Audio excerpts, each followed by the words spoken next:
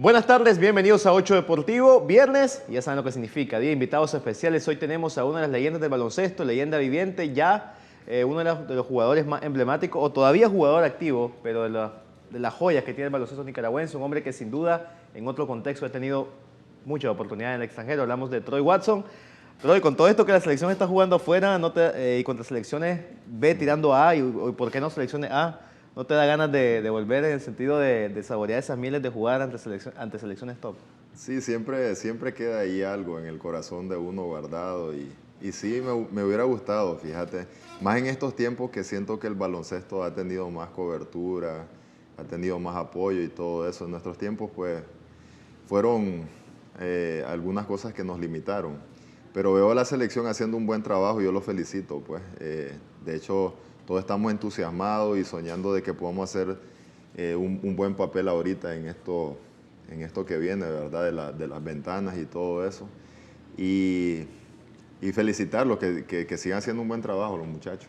Troy Watson, una carrera larguísima y exitosa. Aparte que Troy, antes de que, o todavía en la época de Mackenzie y otros jugadores como Camacho, Troy era Troy Watson ya, un jugador establecido y un jugador que ya también está fungiendo como entrenador. Troy, una carrera que es larga en años, pero larga también en cosas que han pasado. Viviste épocas malas, épocas buenas, épocas regulares. De todo has vivido como entrenador y como jugador, por supuesto. Sí, al final el deporte y la vida es así, ¿verdad? Y ambas cosas se unen porque a veces como deportista la gente solo lo ven así, como una figura para todos, pero hay que unir muchas cosas, el tipo de vida que uno lleva, las responsabilidades. Yo desde muy joven pues he tenido muchas responsabilidades porque tuve que venir de la costa, Así es. tuve que estudiar acá, era una cultura diferente para mí, muchas cosas fueron que me tuve que acostumbrar. Entonces en mi carrera deportiva sí he tenido altos y bajos, muchos de ellos pues han sido grandes logros que le doy gracias a Dios de haberme dado la oportunidad de joven iniciar en una selección de Nicaragua a mis 18 años. Sí.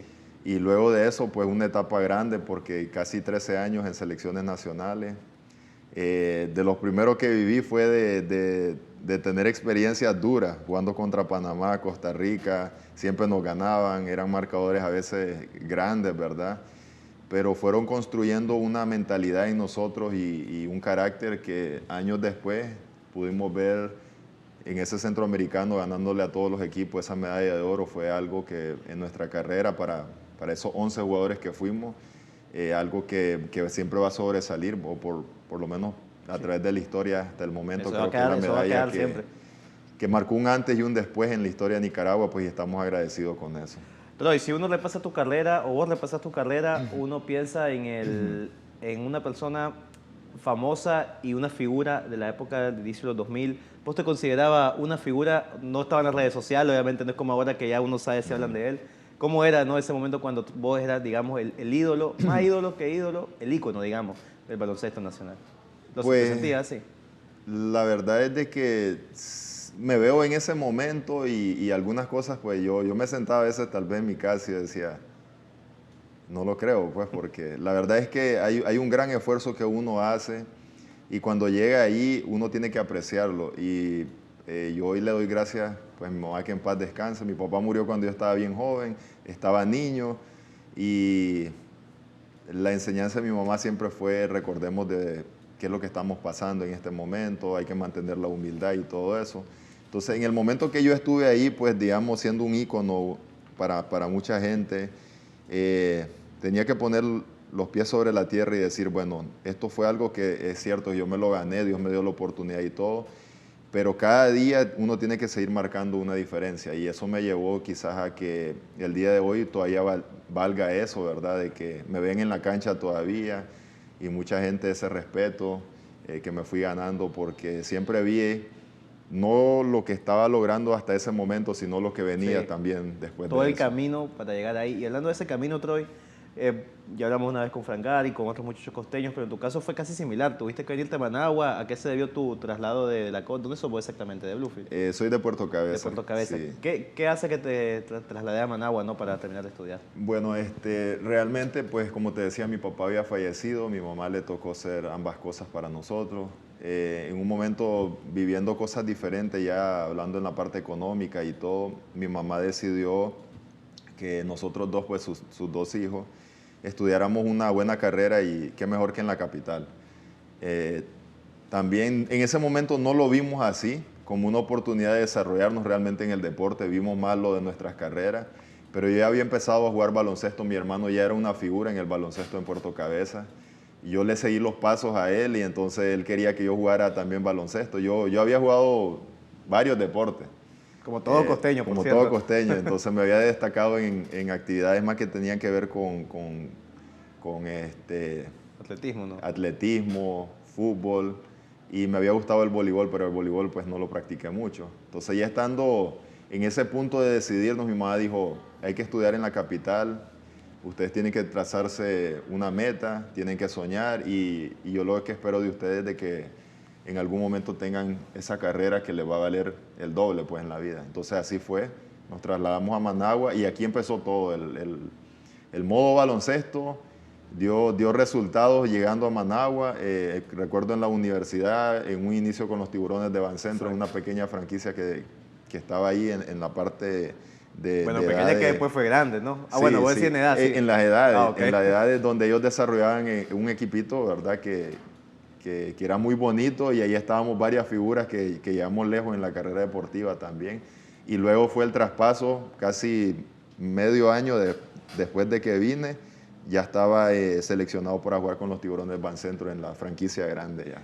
Entonces, ¿quién te descubre? ¿O vos te metés a la juvenil de los Tiburones? ¿En qué año fue exactamente que vos tocas la puerta o te encuentran, ¿no? Para unirte a En la... el 98, yo prácticamente cuando estaba terminando mi secundaria, don Luis Pavón, que en paz descanse, era el gerente general del equipo, él me descubre en unas actividades en el Luis Alfonso. Llegué a jugar en un fogueo, el equipo de Puerto Cabeza andaba ok. visitando acá en Managua, ¿verdad? Y entonces él me ve jugar y parece que algo ahí le impresionó. Yo no metía muchas canastas, pero era altamente defensivo, me cogía bastante rebote, bloqueaba tiros. Entonces yo recuerdo que se me acercó y me dijo, mira, tenés talento, me dice, pero eso hay que pulirlo.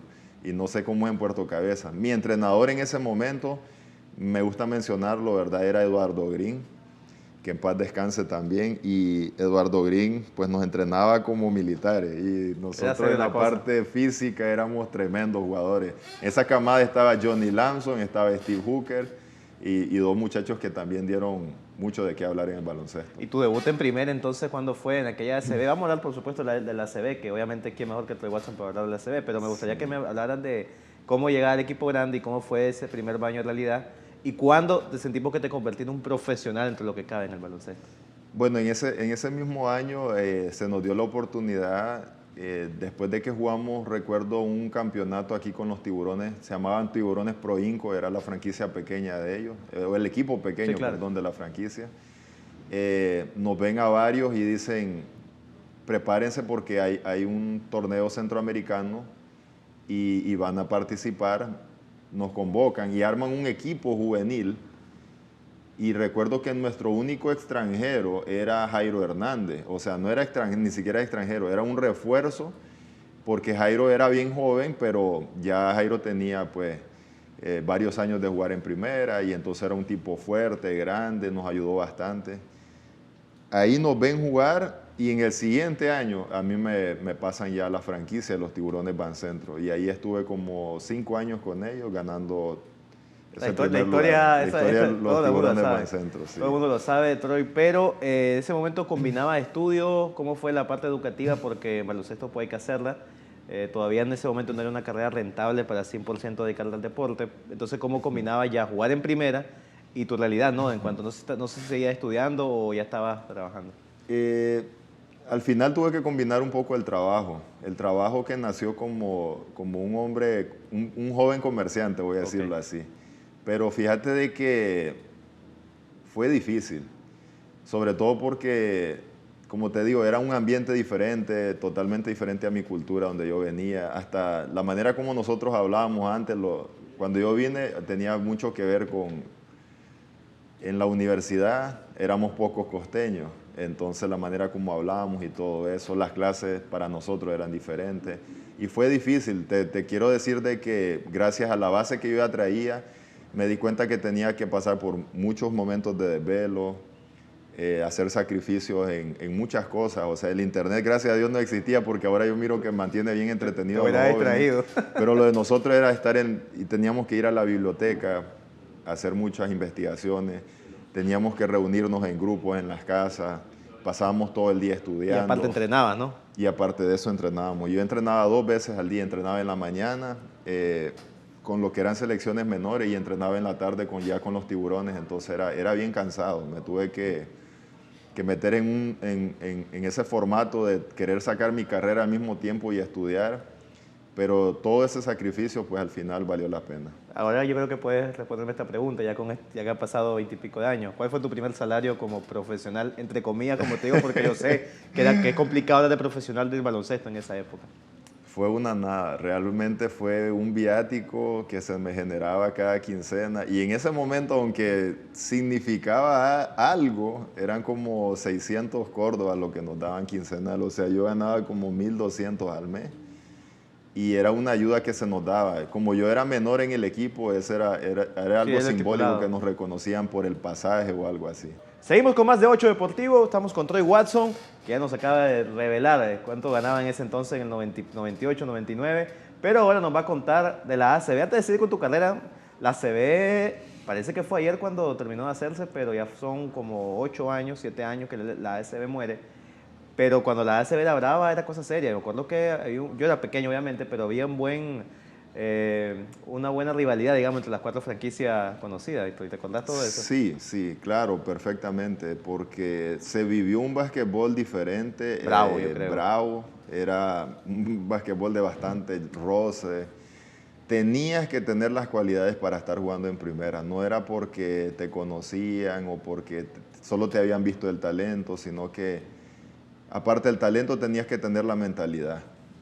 Habían 4 equipos, entonces para llegar ahí era difícil. Habían muchas ligas en Managua, habían muchos jugadores talentosos, pero al final son pocos los que escogían para jugar ahí.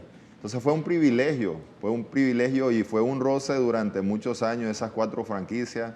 Recuerdo que en un año habían 5 franquicias, pero eso generó mucha expectativa de parte de la gente porque tenías que decidirte con cuál de las franquicias estar. Sí. Generalmente a la gente le gustaba Tiburones Bancentro porque realmente era el equipo quizás en ese momento con más apoyo, jugadores más caracterizados, la mayoría eran jóvenes, eran costeños también, tenía mucho que ver. Y el famoso Jason Walter, que para nosotros, él marcó una era bastante bonita como extranjero y para mí, al día de hoy no me gusta hacer comparaciones, pero durante muchos años él permaneció como el mejor extranjero que existió en Nicaragua. ¿Y vos con quiénes jugaste de esa época? O sea, yo sé que jugaste con muchos, pero más o menos quiénes fueron los de tu inicio, los que te acuerparon, ¿no? En inicio de tu carrera profesional. Bueno, cuando llegué, al momento que yo llegué, todavía estaban jugadores caracterizados y a los 2 años se retiraron muchos de ellos, pero por ejemplo te puedo mencionar que con Richard Mosquito, todavía tuve la oportunidad de jugar con Ray Wilson. En ese momento los estelares eran Alvin Camacho, Noel Mackenzie, Orlington Boden, Edwin Waters, que todo el mundo lo conocía como Cristal. Había un muchacho que también era base armador del equipo, le decían el gemelo, George.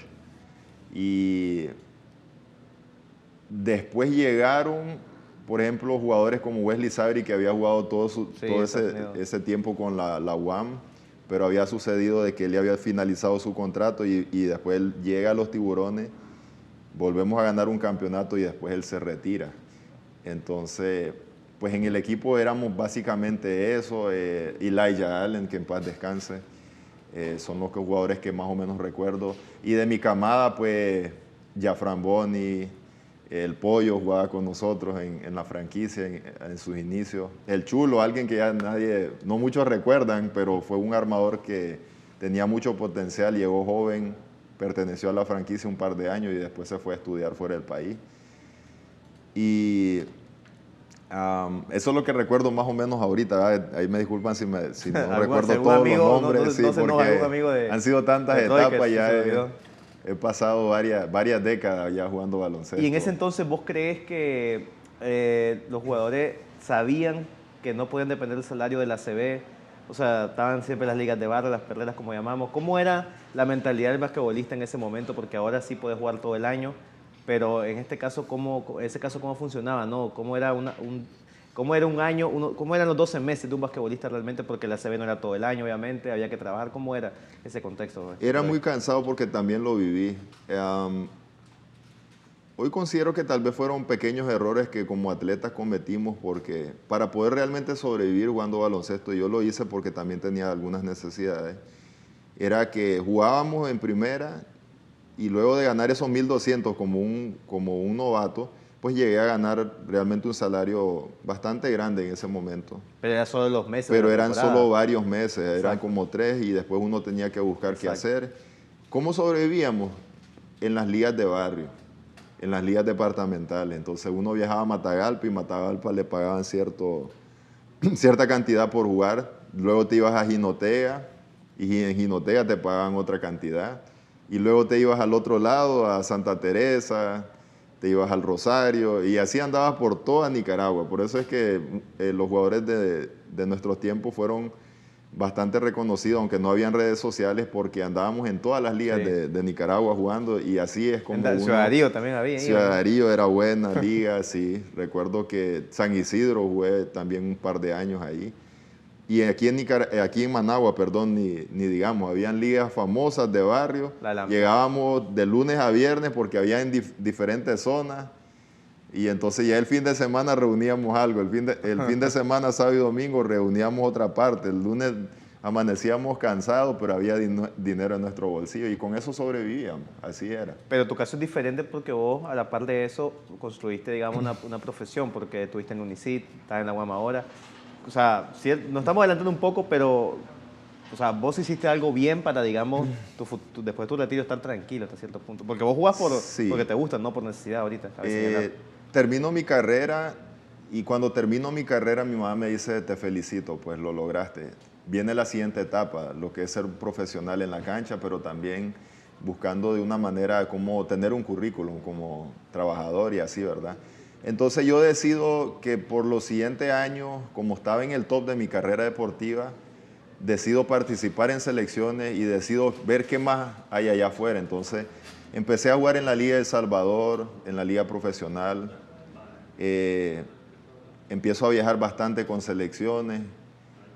Y después de un tiempo veo que hay muchas lesiones en el deporte y eso me dio miedo. Eso me dio miedo a tal punto que empecé a veces ya me había casado y todo, ya mi primer hijo, David, ¿verdad? Con mi esposa, él ya venía en camino y yo empiezo a pensar en mi familia y todo eso. Yo digo, si yo me lesiono, ¿cómo hago después? Decía yo. Entonces, hombre inteligente, porque ese es el gran problema de los atletas a veces, no piensan en el después. Pero, yo digo, bueno, ya tengo mi carrera, digo, ya puedo hacer algo. Entonces busqué la ayuda en una persona que hasta el día de hoy, pues yo estoy agradecido, Mauro Gabarra. Él tenía una fundación que se llamaba FUPADE, una ONG. Él me abre las puertas, empiezo a trabajar en unos proyectos que tenían que ver con jóvenes en riesgo, ¿verdad? Y hacíamos deporte con los muchachos. Y ese fue como que mi primer trabajo que tuve formal. Exacto, fuera de la cancha. Fuera de la cancha.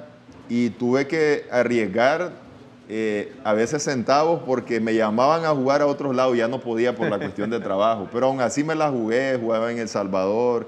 Don Mauro me daba permiso para ir a jugar en la liga profesional. Después yo regresaba a Nicaragua. Después habían términos de selecciones nacionales y ahí me la fui jugando hasta el día de hoy, pues eso fue abriendo el camino un camino laboral. Después me veo trabajando en una universidad y estaba en la UNICIT y ahí formamos, educamos atletas y profesionales. Empecé a ver esa parte y me gustó, fíjate, me gustó ver que podías ser un referente, pero que también podías ayudar mucho a las otras personas para que terminaran sus carreras, para que se volvieran profesionales. Muchos jóvenes costeños vinieron, me buscaron, pudimos ofrecerles una oportunidad ahí y verlos graduarse, eso fue una satisfacción para mí. Entonces seguí en eso, Después pasé a la uni y ahora estoy aquí en la Universidad Te me Americana. adelantaste esa pregunta, eso te iba a decir. Si nunca tuviste que cordonear a nadie para hacerle ver, obviamente, que hay un mundo fuera del deporte. Porque, insisto, está el béisbol, está el fútbol y después se podría decir que el baloncesto. Entonces, ¿te ha tocado realmente decirle a alguien, oye, algún día vas a retirarte, esto no va a ser toda la vida? ¿Te ha tocado ya eso? Sí, todos los años, porque hay muchos jóvenes, no solo costeños, hay muchos jóvenes de toda Nicaragua que también me han buscado porque he sido una referencia para ellos. Y después de conseguir una oportunidad, ya sea en una universidad u otra, porque ahora en la UAM pues hemos abierto unas becas especiales para jóvenes costeños y también están las becas que siempre se han ofrecido a todos los deportistas en general, pues en la Sí. UAM está saturado en deportes, pues casi todos los deportes. Pero todos los años me toca hablar con los muchachos porque descuidan mucho el área de educación a veces, la parte académica. Y creo yo que aunque el deporte está mejor ahora, todavía uno no se puede dar el lujo de decir yo voy a vivir del deporte o esto es lo que quiero para el resto de mi vida. Porque uno no puede medir cuándo vienen las lesiones. Exacto. O cuándo puede pasar de que simple y sencillamente tomas una mala decisión y si no es por lesión, Sí. es por otra cosa porque el deporte te abre muchas puertas y tenés acceso a rendimiento y simplemente ya nadie te busca. Ya nadie te busca. Baloncesto Troy, selección nacional, 13 años, medalla de oro en 2010. Yo creo que está de más preguntarte cuál es tu logro más grande, lo que más te enorgullece. Sí, esa selección, fíjate de que fue un año que no teníamos muchas condiciones. Tuvimos que tomar la decisión, elegir o quedarnos a jugar, recuerdo porque la temporada también de primera ya iba a empezar, o ir a la selección. Pero había algo, no sé, hubo algo que sentimos todos en común, hubo una chispa ahí. Noel, Alvin, todos nosotros, Vandel, Thomas. Imagínate, Vandel estaba empezando en selecciones nacionales, después llegó a ser un referente para todos aquí en Nicaragua. Nos unimos y dijimos, no sabemos cuándo va a ser nuestra última selección. Sí.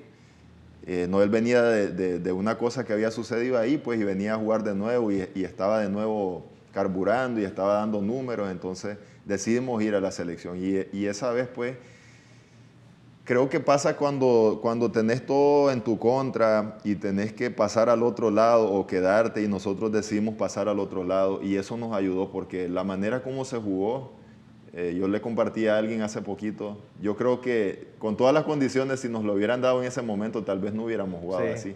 Pero con las limitantes que teníamos y con ese chispazo que había en nosotros, nos hizo como que no jugar al 100, sino al 200.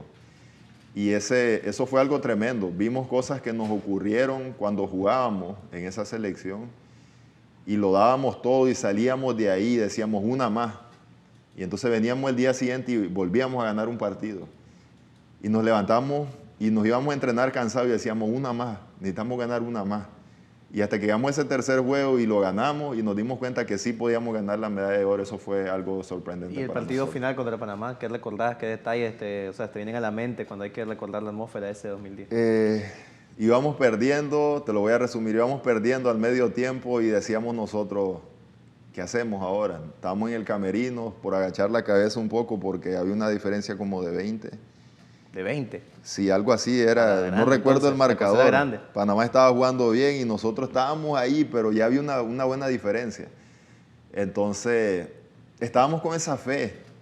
Y recuerdo algo que Ángel Mayona, nuestro entrenador, entró al camerino, nos quedó viendo y solo nos dijo algo como que de qué nos servía tener esa fe si en ese momento estábamos agachando la cabeza.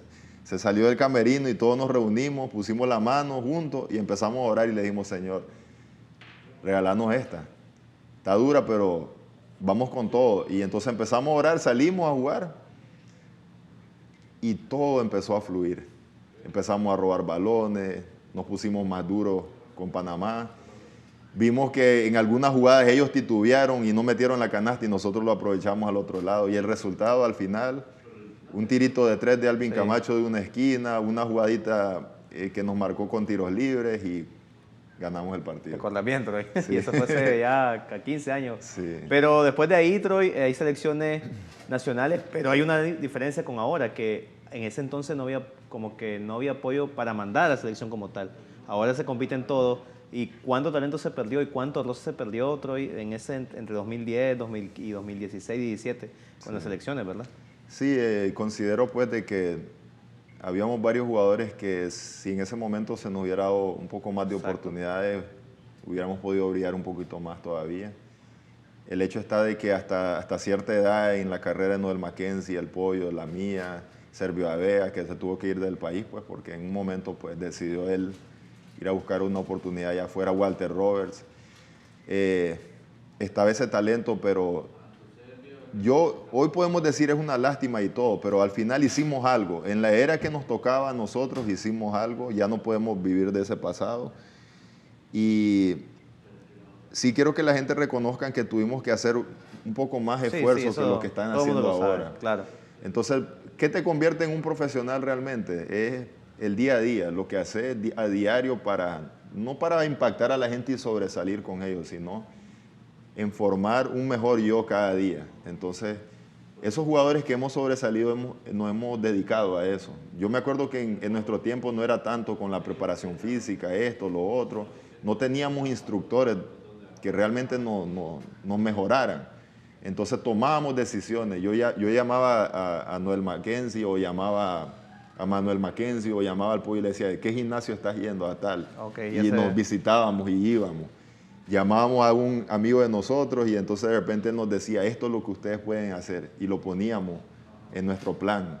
Y vivíamos eso a diario. Entonces eso nos fue construyendo como jugadores. ¿Consideras que se puede considerar eso amateurismo todavía en el baloncesto? En esos años todavía crees vos que se puede considerar una selección profesional. Carecíamos de esas informaciones. La preparación física en ese momento pues lo hacían los entrenadores, ahora hay alguien específico para eso. Entonces ahí nos faltó a nosotros, nos faltó, pero al final, como te digo, pues siempre había alguien que se nos acercaba y nos decía y nos daba un tips. En internet no había mucha información incluso, ¿me entendés? El que tenía un buen celular y tenía acceso a todo eso era a veces hasta limitado. Ahora vos te vas a cualquier cuestión en YouTube y hay muchas cosas que te pueden ayudar. Entonces, pues realmente en ese entonces carecimos de eso. Ahora no. Ahora hay uno hasta dos preparadores físicos en los equipos. Hay un psicólogo deportivo. Ahora eso es algo nuevo que se está implementando. Hay fisioterapeutas que nos atienden, doctores. Y ahora el baloncesto es diferente. Ya para ir cerrando, Troy, tu hijo, sin duda, es tu orgullo. Sabemos que vos estás haciendo una carrera como entrenador. Yo sé que estás jugando porque amas el deporte. Yo sé que de alguna manera vos sos de las pocas personas que pueden decir que no es por necesidad, sino por un tema de que querer seguir jugando. Además que el Ulloa pues, se apresta a que sigas en la duela. Pero lo de tu hijo sigue siendo, me imagino, tu mejor proyecto, ¿no? Sabes que mínimo tu hijo tiene asegurado, que Dios no permite una lesión, jugar en selección mayor un buen rato. Entonces, ¿qué nos puedes decir, ¿no, de tu hijo y de cómo te llena de orgullo y cuáles son, o cómo se mantiene la ansiedad de saber que puede lograr cosas grandes realmente? Fíjate de que hablar de mi hijo me llena de mucho orgullo, porque no porque sea mi hijo, sino de que creo que hicimos un gran esfuerzo mi esposa y yo por educarlo y las personas de la familia que han estado detrás de él. Y ahorita no solo verse cómo se está destacando en la parte deportiva, sino que también tengo que mencionar de que su promedio en clase es bastante alto. Estudia en un colegio que le exigen más la parte a veces académica que la deportiva, en Divine Savior. Pero también el colegio ha ido creciendo en deportes y el equipo de ellos en baloncesto este año dio guerra. Pasaron de distritales a regionales. En un último partido ahí en regionales no pudieron clasificar, creo que perdieron como por 4 puntos. Davis se destacó con 32 puntos, creo que fue. Y me siento bien orgulloso de él. No hemos tenido la oportunidad, ha estado en 2 preparaciones, en 2 microciclos de la preselección, ha jugado 2 encuentros en preselección, pero fíjate de que no hemos tenido pues la oportunidad de que él, ahorita fue convocado nuevamente, pero como ellos estaban terminando en Estados Unidos las regionales, no pudo venir, no tuvo la oportunidad de viajar, pero yo siempre he confesado que voy a tener la oportunidad, en el nombre de Dios, de verlo jugar en una selección y revivir esos momentos como cuando yo estuve jugando ahí. ¿Y cómo está la perspectiva de la universidad? Entiendo que creo que hay no sé si un preacuerdo o algo para ir a la universidad. O sea, la cosa pinta bien realmente con David. Sí, realmente el talento lo ha hecho ya tener 2 ofertas, ¿verdad? De uno, ¿verdad?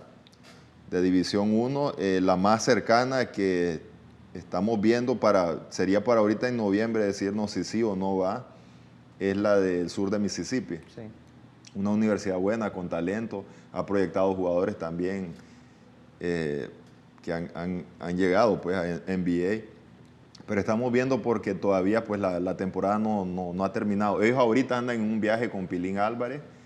Destacar que Pilín ha hecho muchas cosas positivas en cuanto a la estadía de ellos allá y el sobresalir en los torneos. Y andan jugando un torneo importante ahorita que va a destacar que otros entrenadores puedan acercarse a ellos y ofertarles en la universidad. Vos te hubieras ido feliz a una universidad, a un colegio de Estados Unidos, sabiendo que iba a tener el chance de ir porque aquí lo que falta es oportunidad, hay que ser claro. O sea, Sí. que alguien te mire, porque si hay talento y lo demostras allá, es más fácil que demostrándolo aquí. Sí, sí. Nos hubiera gustado. Tuvimos una oportunidad, no sé qué pasó, no puedo hablar mucho de eso. De hecho, la UAM nos alineó, vino alguien a Nicaragua en un momento, nos vio y escogió a 4 personas, Johnny Lamson, Jairo Hernández, Kenny Bolaños y a mí. Nos ofrecieron algo, era para estudiar en una universidad en Estados Unidos y luego no se dio. Entonces, por eso te digo, no quiero hablar mucho de eso, pero esa era la oportunidad que en ese momento llegó y no la pudimos tener. Entonces, pero aquí estamos, es parte de nuestra historia, no lo cambio. De ahí vino una familia, vino Exacto. un David Watson que está en Estados Unidos. Exacto. El resto lo sabe el Señor y creo que está en los planes de Él, así que con eso puedo vivir el Sí, resto de mi y gracias a vida. Dios pues estás con un trabajo estable, estás enseñando a los chavalos y todavía puedes echar tus canastas, que Sí. es lo más importante, Sí. dar tu chance. Bueno, Troy, gracias por acompañarnos y esto fue 8 Deportivo. Aquí estuvimos con la leyenda del baloncesto Troy Watson, quien pues trabaja en la UAM ahorita, ha estado entrenador y todavía es como jugador activo en el Ulloa. Nos vamos entonces, que tengan una feliz tarde.